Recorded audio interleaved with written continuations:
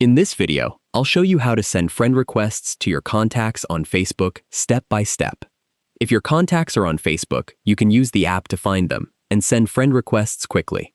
To get started, open the Facebook app and sign in to your account. Tap the menu icon, then go to Settings and Privacy and select Settings.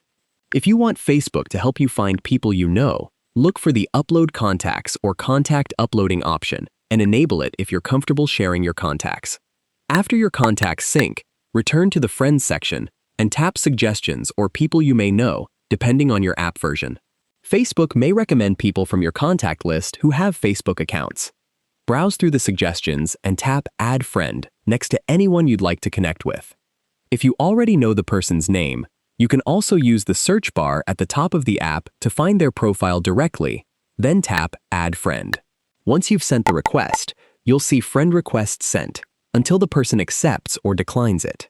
Remember to only send friend requests to people you know, and you can manage or cancel pending requests later if needed. If you found this video helpful, please like the video and subscribe to the channel for more easy app tutorials. Thanks for watching.